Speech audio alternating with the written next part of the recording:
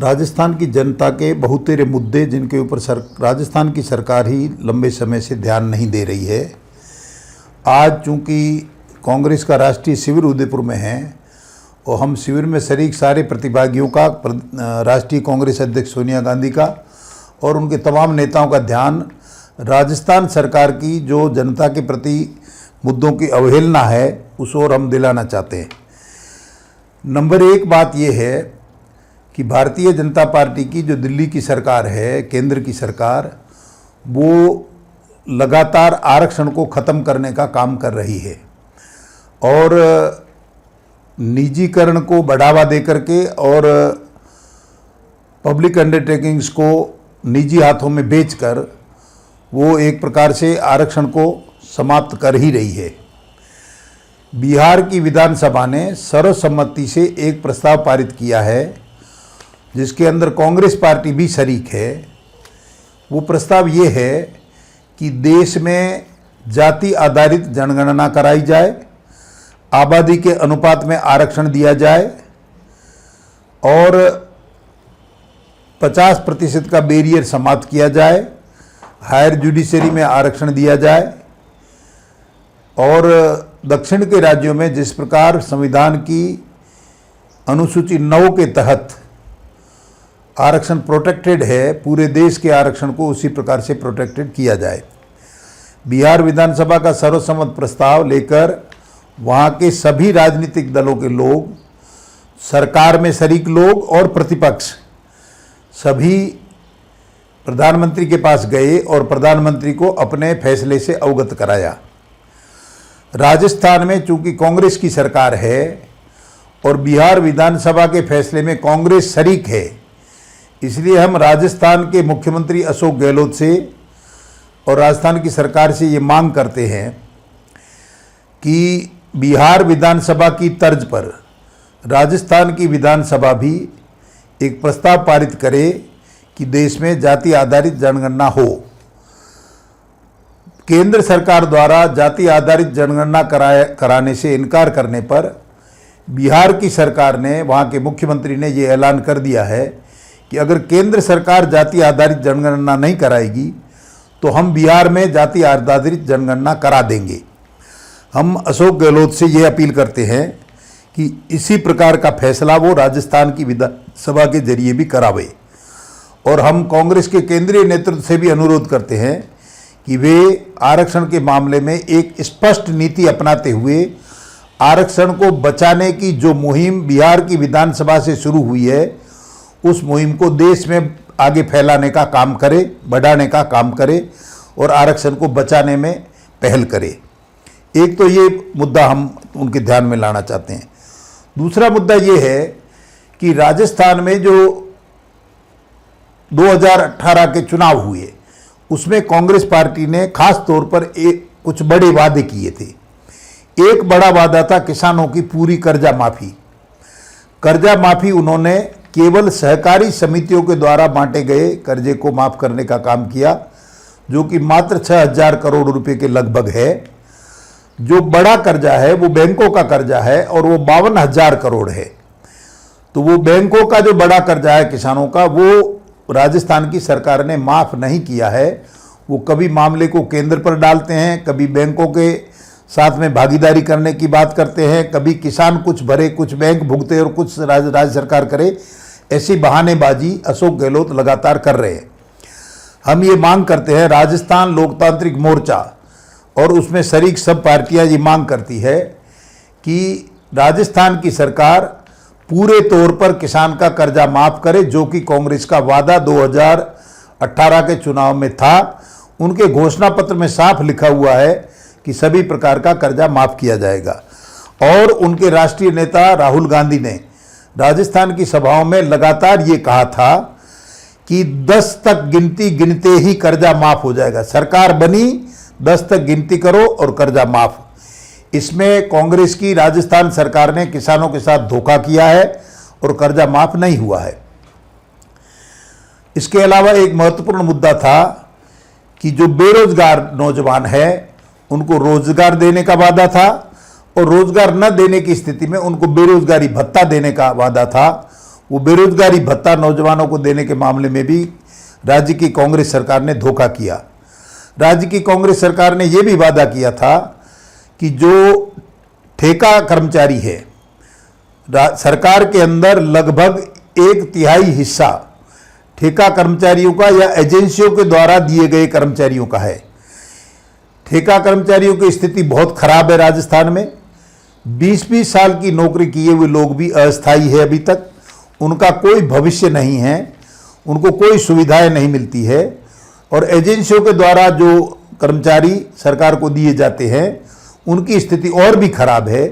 इसलिए राजस्थान में तमाम ठेका पदों के बजाय सभी को नियमित सरकारी नौकरी में भर्तियां की जाए और उसमें रोस्टर का पालन करते हुए सभी के अधिकारों का हक सुरक्षित रखते हुए स्थायी नौकरी सबको दी जाए, जो कि उनका वादा था कांग्रेस का। इसके अलावा एक महत्वपूर्ण जो मांग है जनता की, हमारे दक्षिणी राजस्थान में जो आदिवासी जनता है ज़्यादा, उनकी जंगल की जमीनों के पट्टे का मुद्दा लंबे समय से लंबित है। उसमें जंगलात विभाग लगातार अन्याय करता है और उनको बेदखल करता है। बार उनके पास में जीने का कोई सहारा नहीं है। जिस जगह पर वो जंगल में बैठे हैं वही उनके जीने का सहारा है। इसलिए हम ये मांग करते हैं कि जंगल की जमीनों पर काबिज लोगों को पट्टे दिए जाएं। और अभी एक शहरी जो नीति उन्होंने निकाली है अशोक गहलोत की सरकार ने, और उदयपुर में उदयपुर डेवलपमेंट ऑथोरिटी बना दी है। उदयपुर डेवलपमेंट ऑथोरिटी बन जाने से जो आसपास के 66 गांव है, उन 66 गांवों की जो जमीन, चाहे वो बिला नाम जमीन है, चाहे वो चरागाह की जमीन है, वो सारी जमीनें जो कि गांव की थी वो उदयपुर डेवलपमेंट ऑथोरिटी की हो गई है। और उदयपुर डेवलपमेंट ऑथोरिटी का मतलब भी है कि भू माफियाओं का अड्डा, कांग्रेस और भारतीय जनता पार्टी दोनों पार्टियों के बड़े नेता उनकी भू माफियाओं के साथ में भागीदारी है। और एक प्रकार से 66 गांवों की जमीन के मालिक उदयपुर डेवलपमेंट ऑथोरिटी के जरिए वो भू माफिया आने वाले समय में बनने जा रहे हैं। सारी बिलानाम जमीनों पर जो लोग पहले से रह रहे हैं, बरसों से रह रहे हैं, उनको खदेड़ने का काम किया जा रहा है, उनको अतिक्रमी बताया जा रहा है और उनके साथ में जुल्म ज्यादती करने का सिलसिला सरकार की तरफ से शुरू हो गया है। उस जुल्म को रोका जाए और गांव की जमीन गांव की रहने दी जाए। अगर विकास के लिए कोई जरूरी है तो पहले ग्राम सभा की जाए, गांव के लोगों की बात सुनी जाए, उनके राइट्स रिकॉर्ड किए जाएं, उनके कब्जों का विवरण जो है वो रिकॉर्ड किया जाए और पहले उन काबिज लोगों के साथ में न्याय करते हुए उसके बाद में कोई शहरी विकास की बात की जाए।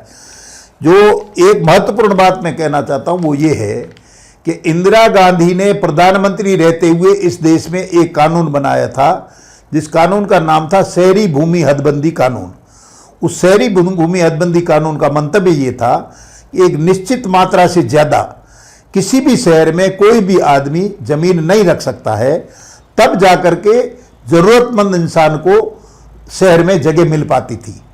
उस कानून को भारतीय जनता पार्टी के नेतृत्व वाली अटल बिहारी के प्रधानमंत्रित्व काल की एनडीए सरकार ने इंदिरा गांधी के कानून को खत्म कर दिया और शहरों के अंदर बेहिसाब जमीन, चाहे जितने समय तक, चाहे जितनी जमीन कोई भी आदमी संग्रह कर सकता है और अपनी मर्जी के दामों पर बेच सकता है। ऐसा रास्ता उन्होंने भारतीय जनता पार्टी की सरकार ने खोल दिया।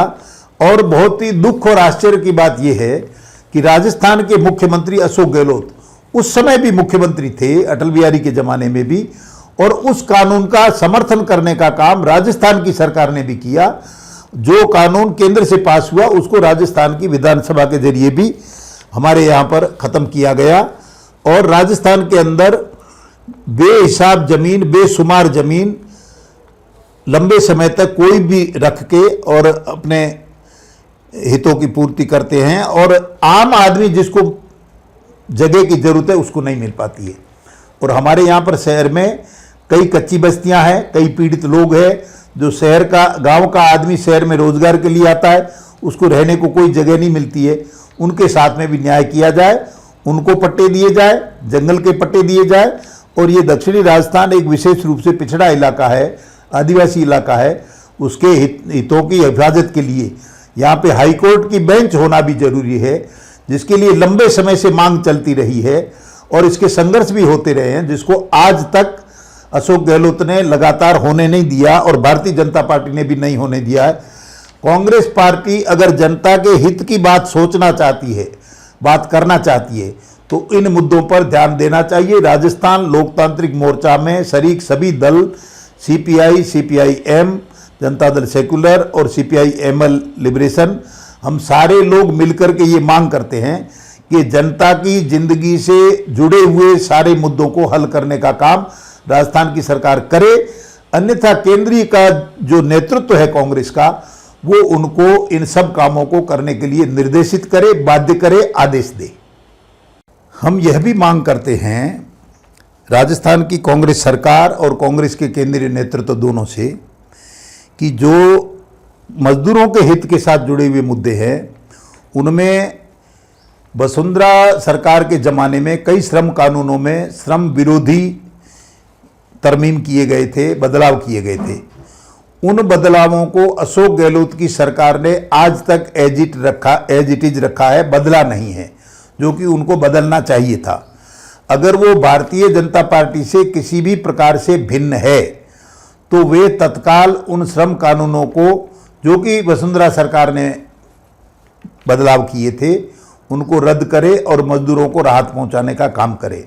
हम ये भी मांग करते हैं, राजस्थान लोकतांत्रिक मोर्चा ये मांग करता है कि केंद्र की सरकार ने जो 44 श्रम कानूनों को बदलकर 4 कोड में समाहित कर दिया है, श्रम चूंकि समवर्ती सूची का विषय है, इसलिए राज्य की रजामंदी के बिना उसके क्षेत्र में केंद्र का कोई भी अमेंडमेंट लागू नहीं किया जा सकता है।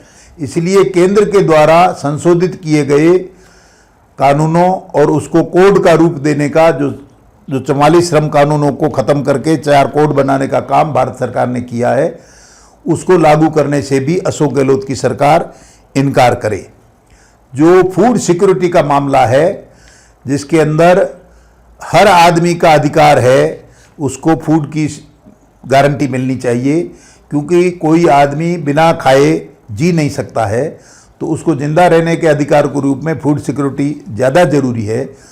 चूँकि अब राजस्थान की सरकार ने उसमें नए लोग लेना बंद कर दिया और पोर्टल को ही बंद कर डाला, जिसमें कोई आदमी अपना नाम भी नहीं जुड़वा सकता है। ये एक शर्मनाक काम है, उसकी हम लोग ये निंदा करते हुए ये मांग करते हैं कि ऐसा आम जनता के विरोधी काम राज्य की सरकार को नहीं करना चाहिए था। वो पोर्टल को फिर से खोले और जो भी जरूरतमंद है उनको सबको अन्न का लाभ दिलावे और उनका खाद्यान्न वगैरह जो भी मिलता है सभी को, वो उनको मिलना चाहिए और पोर्टल हमेशा के लिए खुला रहना चाहिए, हर आदमी उसमें अप्लाई कर सके। हम साथ में ये भी मांग करते हैं राजस्थान लोकतांत्रिक मोर्चा कि राजस्थान में पिछले काफ़ी बड़े समय से लगातार सांप्रदायिक घटनाएं हो रही है। सरकार पूरे तौर पर इस मामले में विफल है। राजस्थान के मुख्यमंत्री के खुद के शहर जोधपुर के अंदर जो सांप्रदायिक घटनाएं हो गई, उसमें न तो सरकार को किसी घटना का पूर्वानुमान का पता चला, इंटेलिजेंस टोटली फेल रही, घटना होने के बाद समय पर पुलिस ने कोई एक्शन नहीं लिया। अगले दिन तक जब लोगों में आपस में मारामारी होने लगी, तब जाकर के पुलिस चेती और फिर उन्होंने कुछ लोगों की गिरफ्तारियां वगैरह की। मुख्यमंत्री एक बात कह के अपना पल्ला झाड़ लेते हैं कि कोई उसमें लोग नहीं मरे, ये हमारे लिए संतोष का विषय है। तो लोगों के मरने के बाद, खून बहने के बाद आपके पास करने को क्या रह जाएगा? आप पहले आपको रोकने का काम करना चाहिए, जिसमें विफल रहे हैं। और अशोक गहलोत जोधपुर के जाए जन्मे हैं, अशोक गहलोत जोधपुर की गलियों में ही पले बड़े हैं। उनके पास में जब जोधपुर जैसी जगह की भी सूचना नहीं थी, जहां पर उनका निजी संपर्क भी पुलिस तंत्र के पैरेलल अच्छा खासा होना चाहिए, तो वो पूरे तौर पर विफल रहे हैं। और ये सांप्रदायिक घटनाएं जो लगातार की जा रही है, हम ये जानते हैं कि भारतीय जनता पार्टी और उससे जुड़े लोग इसको कर रहे हैं और चुनाव को ध्यान में रखते हुए कर रहे हैं।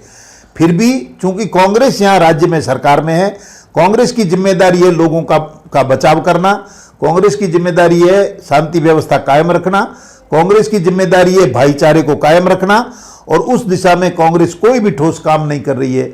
अशोक गहलोत लगातार लीपापोती करते हैं।